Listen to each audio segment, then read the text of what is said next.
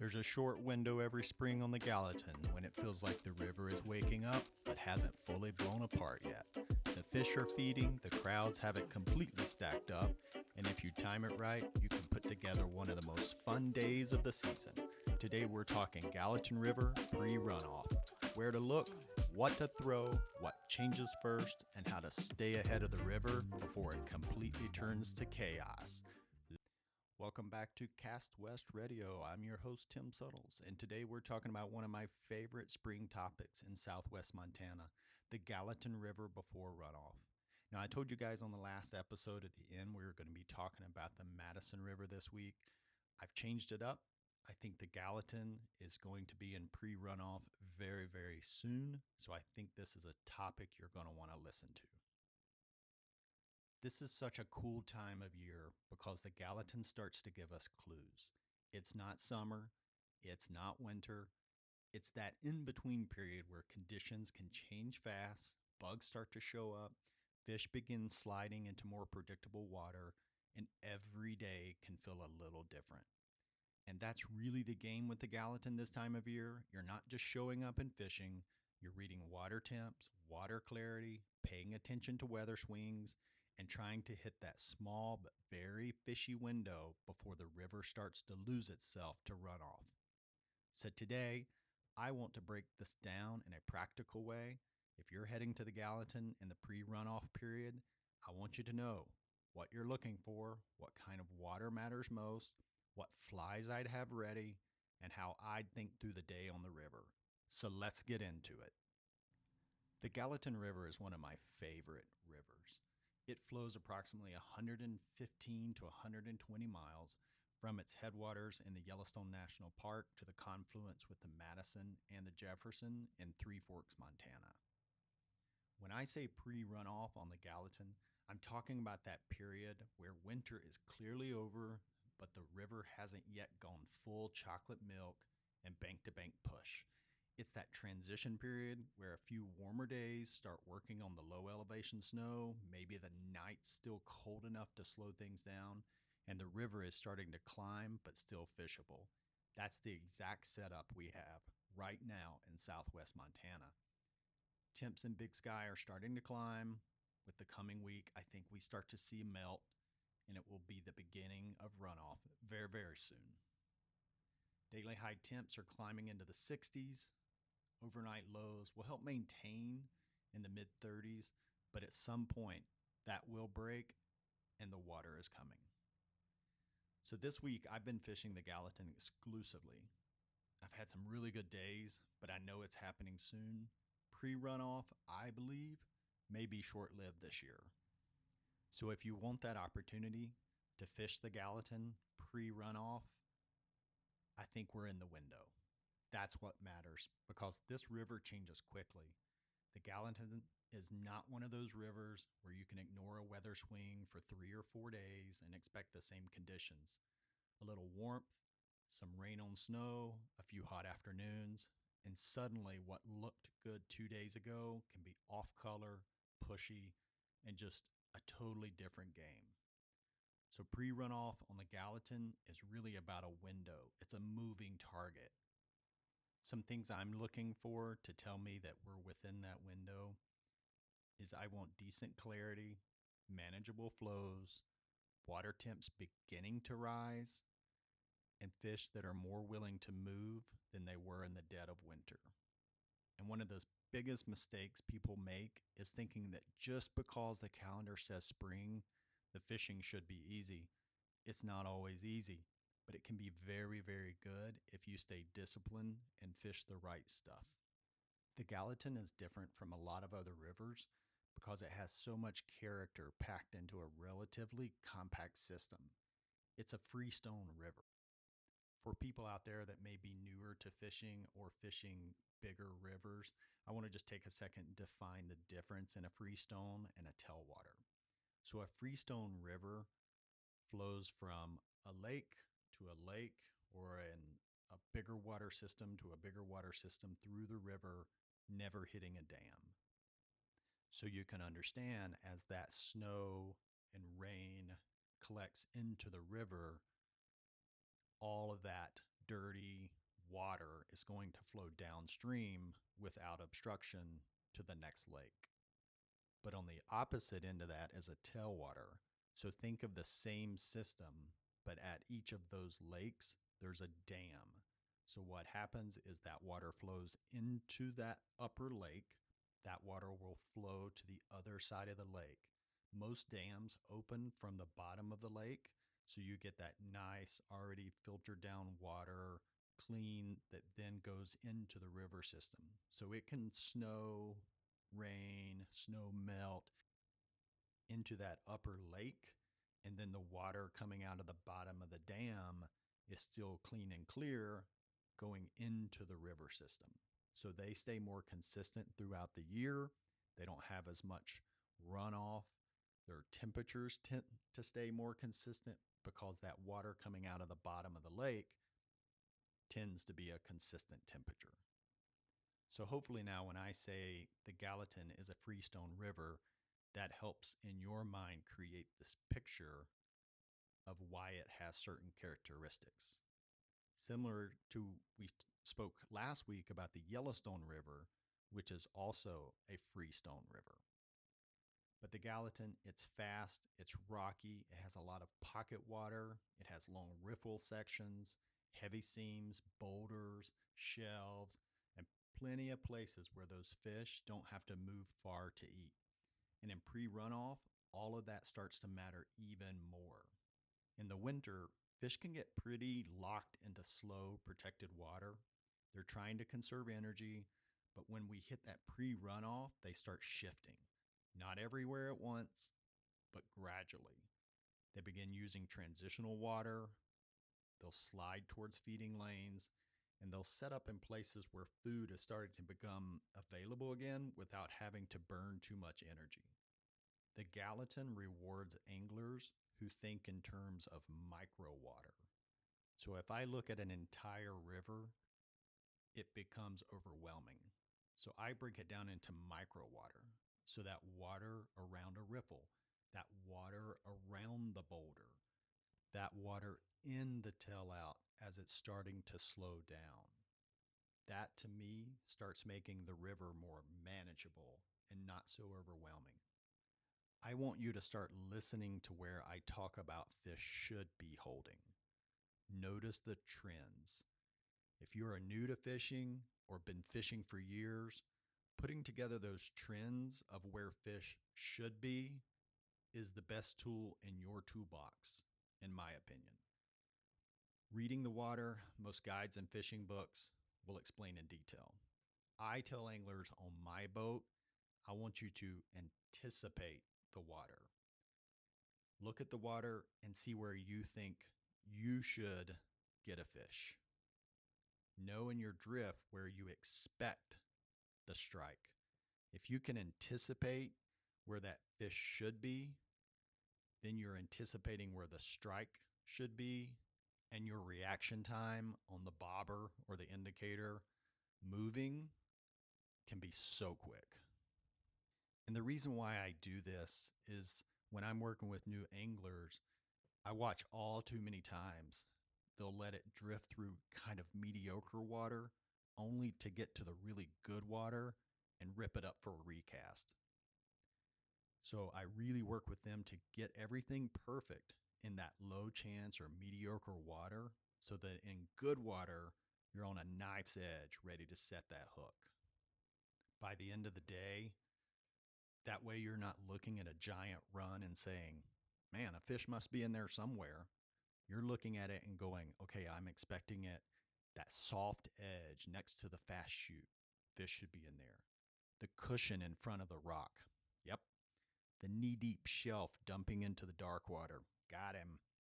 The inside seam where current slows just enough.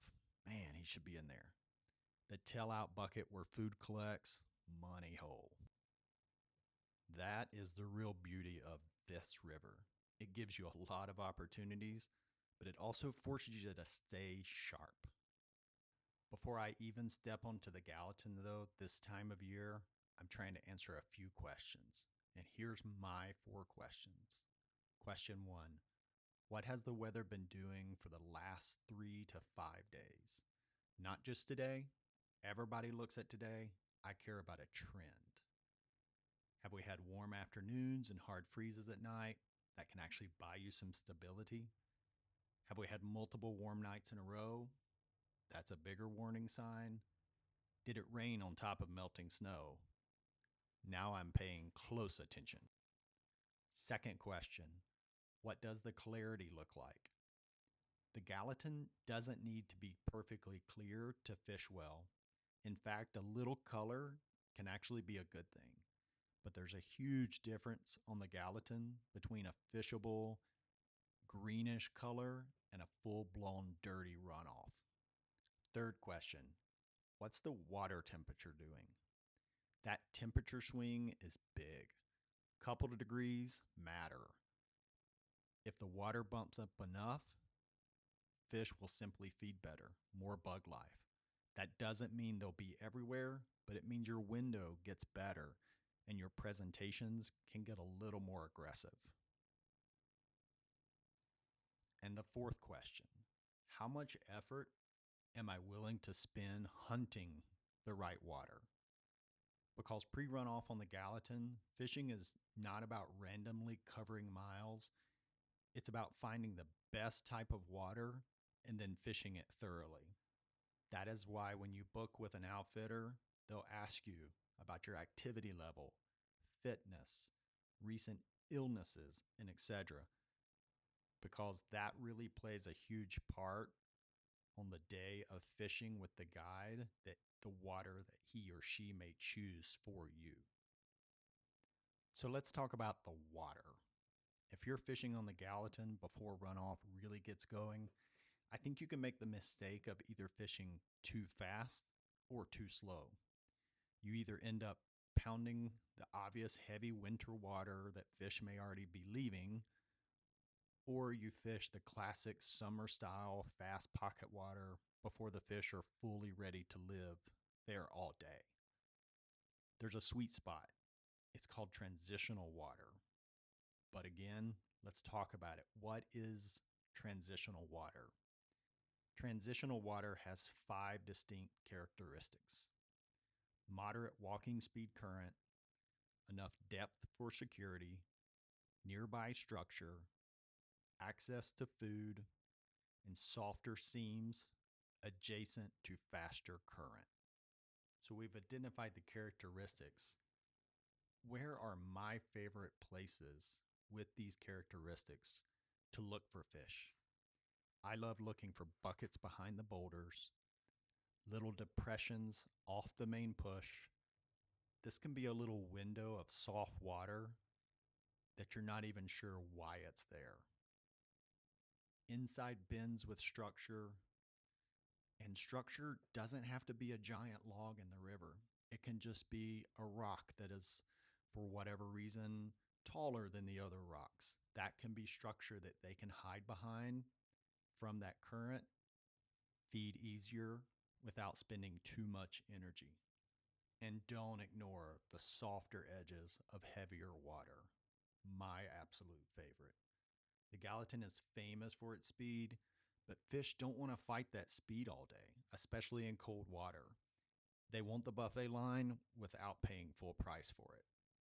That's the whole mindset. Get this mantra in your head and ask yourself, when you're standing on the banks of the Gallatin River and you're looking at a piece of water and you're about to cast, here's the mantra. Is it soft enough to hold? Close enough to feed? So let's get to the fun part, putting fish in the net. If I'm showing up on the Gallatin pre-runoff and I want to put fish in the net, my default is usually going to be nymphing. Not because dries can't happen, they can, and we'll get to that. But day in and day out, if you want consistency, nymphing is the foundation. This is the time of year where I want a rig that gets down, stays controlled, and can adapt quickly. Usually I'm thinking in terms of a heavier anchor fly or point fly, a smaller trailing bug, enough weight to get me into the feeding lane fast, an indicator depth. I'm going to be adjusting this probably more than people want to bother with. sometimes every other cast, because unlike a boat, you only get so many chances to pound that section of water in front of you, because at some point, after I've hit that surface of the water with Thor's hammer, they're going to shut down and stop feeding. They're going to wait until I move, or I'm going to stop fishing and stand in the water for 10 minutes until they feel safe again. Because on the Gallatin, depth control is huge. If you're too shallow, you can make 100 pretty drifts and not do much. If you're ticking just enough above the bottom and drifting through the actual lane, everything changes.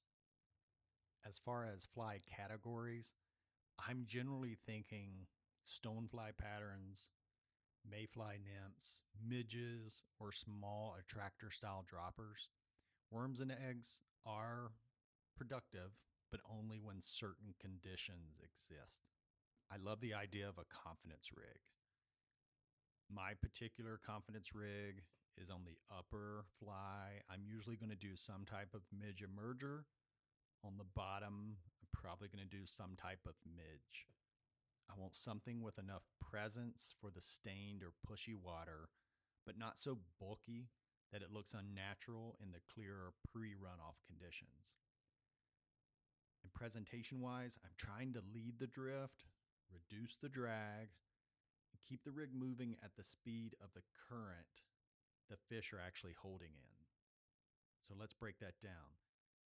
We're not trying to keep it at the speed of the top current and not the speed of the indicator if it's being pulled, the speed of the lane where the fish and flies are traveling. That's where a lot of eats happen. Lastly, in this section, I want to talk about paying attention to weather events, completely random and out of your control. I was fishing the Gallatin yesterday, and it was a partly cloudy day. Every time the sun would go behind the clouds and would darken just a little bit, I got no fish. But as soon as the sun would peek back out of the clouds, started hooking up again. The only thing I could guess was it was a little bit of twinkle of light off the flash of the midge, and that was causing that reactionary bite. But I was like, I probably should pay more attention to just the random things that can affect fishing. Now let's talk about streamers, because pre-runoff can be one of the most interesting times to fish bigger flies on the Gallatin. I'm not saying it's automatic. It's not going to be a streamer clinic every day. It's not. But there are definitely days when fish are willing to eat something with movement, especially when the river has just a little color and those fish feel more comfortable. The Gallatin sets up nicely for streamers because it has structure everywhere. You've got undercut edges, boulders, ledges, and bankside soft water where fish can ambush that streamer. In pre-runoff, I'm usually not thinking about huge hero casts to the middle of nowhere. I'm thinking about three things: keeping it tight to structure, short controlled swings, stripping through seams. I want to keep it efficient. And I want to pay close attention to light and temperature. Two things to consider: a cold morning after a hard freeze might not give you anything early, but get a little cloud cover and a light afternoon warmth, maybe a touch of color in the water, and the odds can improve fast. This is also a good reminder that the Gallatin rewards accuracy with a streamer. If you're off by 2 feet, you may miss the only place that fish was willing to move. I like to think about combing the water. I want to identify where I think that fish is likely holding. Then I want to put my streamer a foot to a foot and a half to the right of him, strip it to me. Nothing happens. A foot and a half to the left of where I think he is, strip it to me. And then I'm going to throw a shot that I think lands about a foot from his nose in between him and I don't want to throw the line over the top of him. I don't want to hit him in the nose. I want to throw it about a foot away from him and try to piss him off, because now I'm going for that aggressive reactionary bite. The next is dry fly fishing. This is the part that gets people excited, and rightfully so, because yes, there are absolutely dry fly opportunities on the Gallatin before runoff. But I think it helps to be realistic. This is usually not a giant, all day, blanket hatch situation. More often, it's a window. Maybe it's subtle, maybe it's midday, maybe it's concentrated in the slower water, the softer foam lines, or the protected edges where bugs gather and fish can feed efficiently. You're watching for midges, early mayfly activity, and occasionally fish starting to look up in the softer water. The key is not forcing it. If you see bugs and no fish are rising, that doesn't mean that fish are fully committed to the surface. It may mean they're eating emergers below. It may mean only a handful of fish are even set up to rise. Or it may mean the hatch just isn't dense enough yet. But when it happens, it's one of the more fun ways to fish the Gallatin in spring because those fish often feel fresh and strong, and the setting this time of year can just be incredible.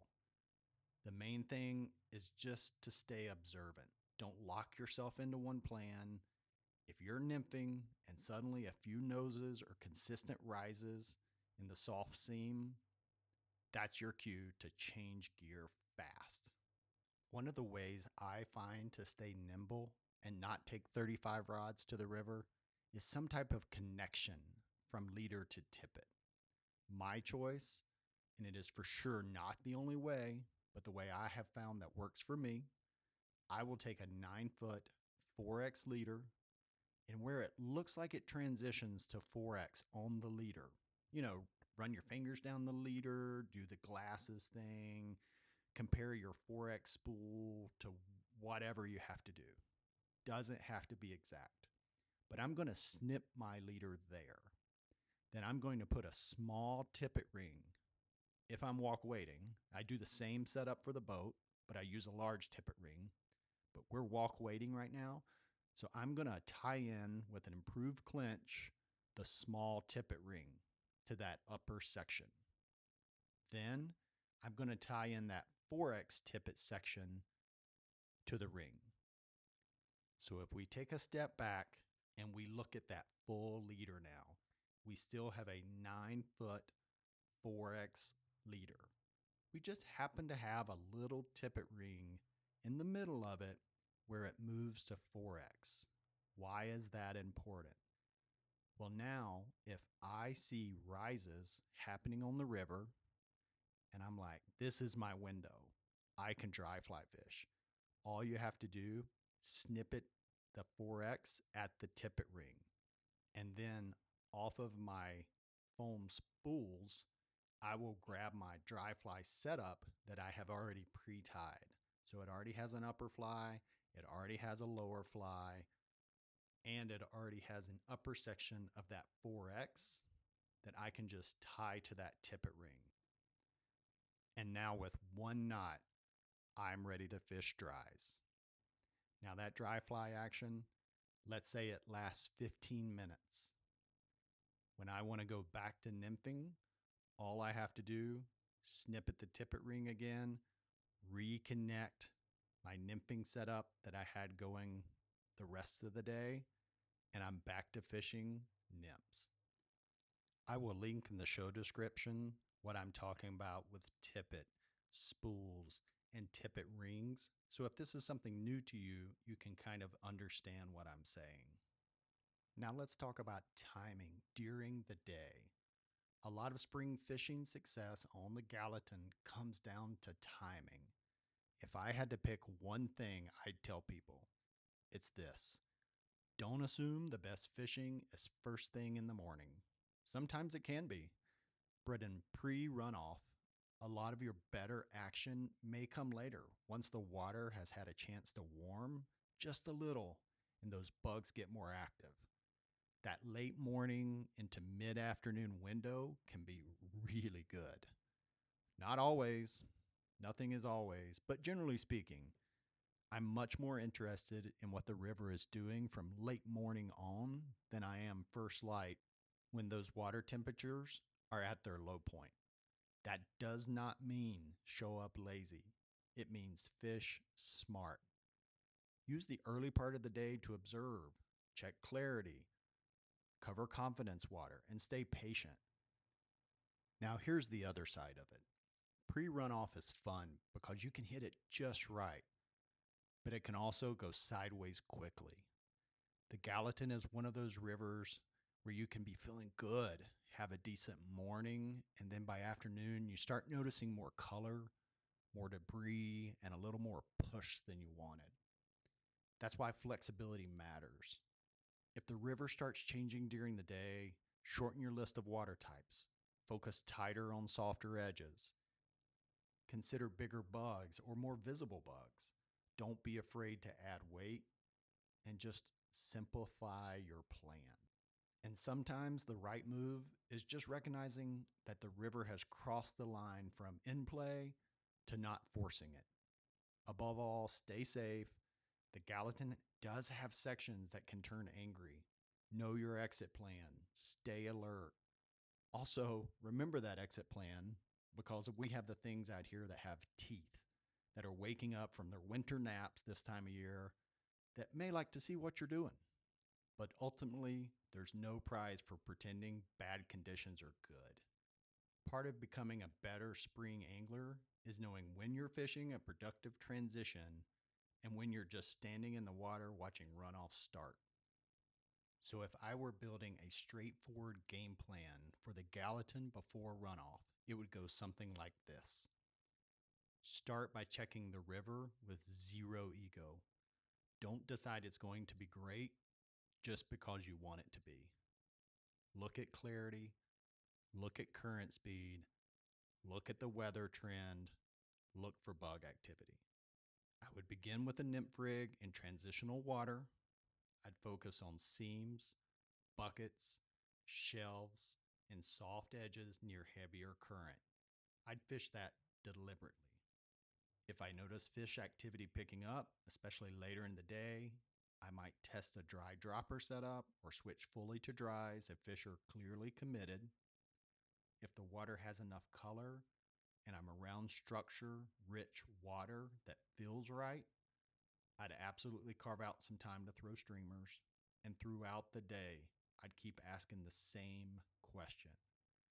Are the fish telling me to fish slower, deeper, softer, or more aggressively? That question can solve a lot. You might be asking the question then, why is fishing the Gallatin pre-runoff worth it? You've got to pay attention. You've got to adjust. You've got to think about snowpack, temperature, water color, river character, and fish behavior all at once. When you get it right, it feels good because you know you didn't just stumble into it. You read the day correctly. The Gallatin before runoff has that sense of anticipation to it. The whole river feels like it's on the verge of changing. The valley is shifting seasons. The fish are shifting behavior. The bugs are starting to show. And every trip feels like it could be the day you hit the sweet spot right before things really blow out. That's what makes it fun. Okay, that's today's episode on the Gallatin before runoff. If you're planning to get out there, keep it simple, watch the trends, fish transitional water, stay disciplined with depth, and let the river tell you what kind of day it wants to be. The Gallatin can reward you in a big way this time of year, but only if you stay flexible and don't force a summer game onto a spring river. Thanks for listening. I'm Tim Suttles. This is Cast West Radio. If you enjoyed this episode, share it with a buddy who's been watching the flows, cleaning fly boxes, and waiting for that really first good spring window. And if you're listening on Apple or Spotify, follow the show and leave a review. It really helps people find it. But until next time, I'll see you out west. Cast West, live free.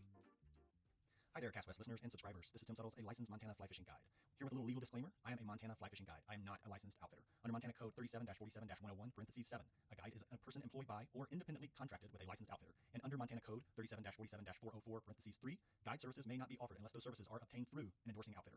I do not offer or book outfitting services directly. Any guided trip or guide service must be arranged through a licensed Montana outfitter. Further, under Montana Code 37-47-301, parentheses 1, no person may represent themselves to the public as a guide, which I am, or an outfitter without the appropriate license. I have a Montana guide license. All podcasts, videos, posts, and related content are provided solely for educational, informational, and entertainment purposes and are not intended as advertising or soliciting for guide services. Any lawful booking for guide services must be made through a licensed Montana outfitter. Period. Thank you very much for listening. This is Tim Suttles. See you on the next podcast.